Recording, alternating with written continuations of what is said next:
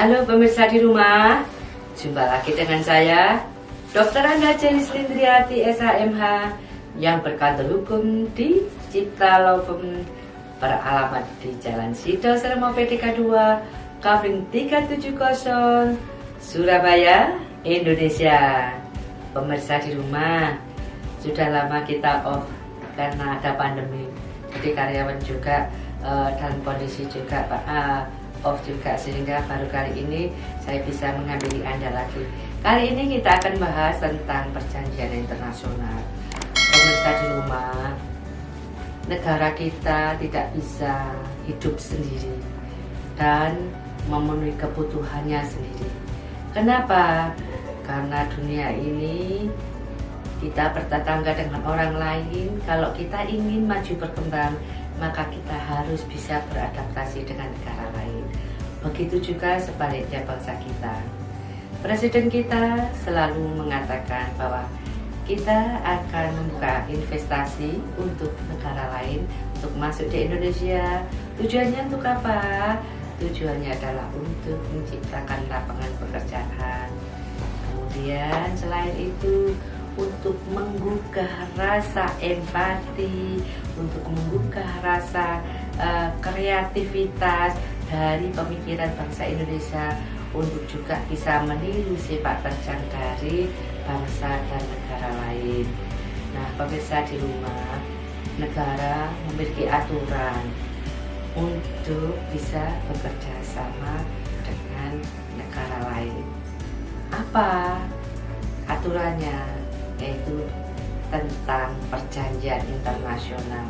Perjanjian internasional itu bukan hanya untuk orang kita saja, untuk pemerintah Indonesia saja, bukan untuk masyarakat Indonesia saja, tetapi untuk seluruh masyarakat di dunia ini.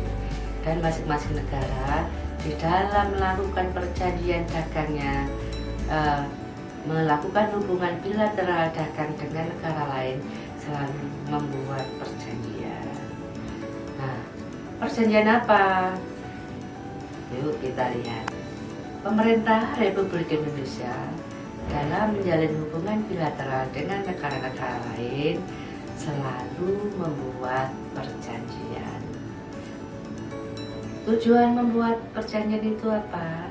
Agar hubungan antar negara, antar organisasi internasional dan atau subjek hukum internasional lain berdasarkan kesepakatan, dan para pihak berkewajiban untuk melaksanakan perjanjian tersebut dengan itikat baik. Pemirsa, selain pemerintah, masyarakat yang menjadi pelaku usaha sebaiknya juga melakukan hal ini sama seperti yang dianjurkan pemerintah. Kenapa? Karena rakyat yang melakukan hubungan bilateral dengan negara lain dalam perjalanan perdagangan, apabila tidak disertai dengan itikat baik, maka akan merusak kredibilitas negara, akan merusak martabat negara. Contoh kasus, pemirsa di rumah, ada masyarakat Indonesia membuat sebuah perusahaan. Katakan perusahaan A ini memproduksi sebuah produk, menjual briket. Kemudian dia menawarkan ke negara-negara, ke masyarakat yang membutuhkan, karena sekarang kan ada website yang bisa dilihat dan dipantau oleh seluruh masyarakat internasional. Kemudian ada negara lain yang tertarik dengan produk briket kita. Kenapa mereka tertarik? Mungkin produk briket kita harganya murah, mungkin produk briket kita harganya terjangkau dan kualitasnya bagus.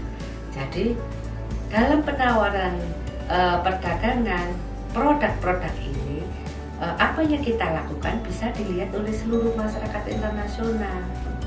Dan ketika sudah direspon oleh orang lain, oleh masyarakat negara lain, sebaiknya kita sebagai pengusaha yang berbasis di negara Indonesia harusnya membuat perjanjian tersebut dengan etikat baik. Jangan sampai Anda membuat sebuah perusahaan menawarkan produk dengan harga bagus, kemudian menawarkan dengan kualitas bagus, kemudian Anda menipunya, tidak mengirimkan apa yang dipesan oleh orang tersebut. Jadi, etikat baik dalam perjanjian perdagangan internasional sangat dibutuhkan. Karena itu, selain untuk menjaga nama baik negara kita, juga untuk membina, untuk menumbuhkan rasa kepercayaan bangsa lain terhadap bangsa kita. Nah, selain itu apa, saudara? Dalam pembuatan perjanjian internasional, pemerintah Indonesia berpedoman pada kepentingan nasional dan berdasarkan prinsip-prinsip persamaan kedudukan, saling menguntungkan, dan memperhatikan baik hukum internasional maupun hukum nasional yang berlaku. Pemirsa, apabila salah satu mencederai perjanjian perdagangan bilateral, maka Anda bisa terkena sanksi hukum internasional dan hukum nasional. Jadi jangan pernah Anda berpikir bahwa apabila saya seorang pengusaha Indonesia, saya menawarkan produk saya ke dunia internasional, kemudian mereka tidak mengenal saya, tidak tahu keberadaan saya, hanya melihat di dalam website unggahan yang saya berikan, gambar-gambar yang saya berikan, dan itu tidak benar, sehingga membuat orang yang memesan itu salah persepsi, maka hukum negara kita akan mengadili Anda. Jadi jangan pernah coba-coba Anda membuat kesalahan dalam hukum perdagangan internasional maupun nasional. Nah, bagaimana tata cara untuk kita bisa berhubungan bilateral dengan masyarakat internasional? Nah, dalam hal ini pemerintah juga memberikan cara-cara agar masyarakat paham atau negara pun melakukannya sedemikian. Dalam melakukan perjanjian itu harus ada penandatanganan. Ketika Anda menawarkan barang produk, baik Anda masyarakat biasa, perorangan atau perusahaan ataupun negara, maka harus disetujui dengan kedua belah pihak. Itu dengan cara apa? Dengan ditandatangani. Jadi ditandatangani itu adalah cara kesepakatan. Kalau sudah ditandatangani harus dimeterai, berarti itu sudah sejak dilindungi secara hukum. Setelah itu pertukaran dokumen. Kenapa?